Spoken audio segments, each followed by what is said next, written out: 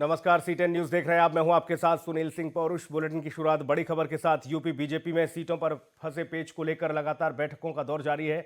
आपको ये बता दें कि बीजेपी की बची हुई 208 सीटों पर आज ऐलान हो सकता है। आज दोपहर 12 बजे ये बैठक शुरू होगी, जहां पर बीजेपी सीईसी की बैठक होगी और बीजेपी गठबंधन के लिए सीटों का जो पेच फंसा हुआ है वो अभी भी उस पर संशय बरकरार है। सोमवार देर रात 2.5 घंटे तक शाह और नड्डा के बीच बैठक हुई और उसके बाद 12 बजे फिर से ये बैठक की खबर आ रही है।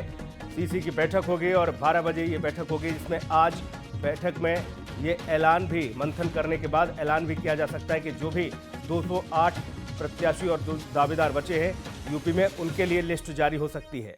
तो ये बड़ी खबर आपको बता रहे हैं। बीजेपी के खेमे से जुड़ी हुई यूपी चुनाव को लेकर बैठकों का दौर जारी है बीजेपी का।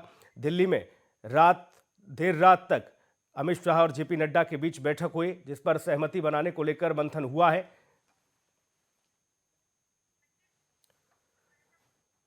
अंकित हमारे सहयोगी ज्यादा जानकारी के साथ ऑनलाइन पर मौजूद हैं। अंकित, देर रात तक ये बैठक चली जिसमें अमित शाह और जेपी नड्डा ने मंथन किया। इसके साथ ही ये भी खबर है कि आज दोपहर 12 बजे सीसी की बैठक हो सकती है, जिसमें ऐलान हो सकता है बाकी बचे प्रत्याशियों का।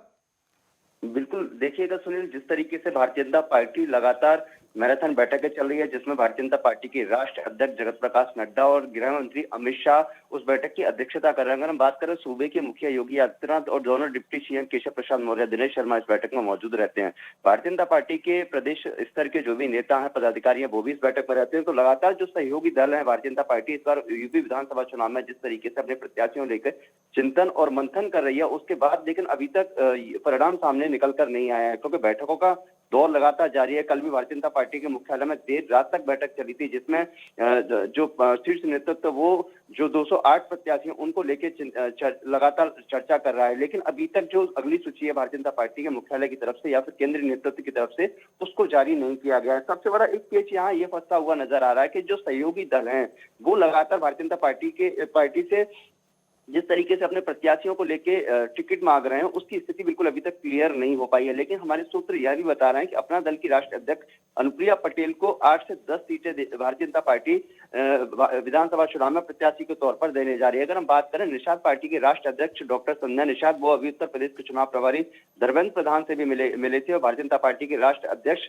जगत प्रकाश नड्डा के आवास पर भी उनकी बैठक हुई थी। तो उस बैठक से जब वो बाहर निकल के आए, हमने उनसे एक्सक्लूसिव बातचीत की, तो उन्होंने कहा था कि भारतीय जनता पार्टी बड़े भाई की तरह पार्टी है और जैसे हम लोगों को आश्वासन मिला है कि आने वाले चुनाव में मिलकर चुनाव लड़ेंगे और भारतीय जनता पार्टी की सरकार बनाएंगे। तो हमारे सूत्र बता रहे हैं कि निषाद पार्टी के राष्ट्रीय अध्यक्ष संजय सिंह, जो एक बड़ा दल है उनका और एक बड़े वोट बैंक उनके पास है, अगर हम कह सकते हैं तो उनको 13 से 15 सीटें देने की संभावना है। लेकिन आज जो 208 सीटों पर मंथन चल रहा है, इसमें कल अगर हम बात करें, जो बैठक चल रही थी उस बैठक के बाद एक अलग से बैठक बुलाई गई, जिसमें देश के गृह मंत्री अमित शाह, भारतीय जनता पार्टी के राष्ट्रीय अध्यक्ष जगत प्रकाश नड्डा और उत्तर प्रदेश के उप मुख्यमंत्री केशव प्रसाद मौर्य उस बैठक में अलग से इस बैठक का आयोजन किया गया। मंथन जारी है और इस मंथन में ये तय किया जा रहा है कि जो भी जिताऊ प्रत्याशी होंगे, चाहे वो सहयोगी दलों के हो या फिर बीजेपी के खुद के दावेदार, सभी जिताऊ प्रत्याशियों को टिकट दिया जाए, क्योंकि विपक्ष ने इस बार कमर कस ली है। विपक्ष ने मजबूती से चुनावी मैदान में यूपी के में इस बार दम भरा है। बहुत शुक्रिया अंकित आपका जानकारी के लिए।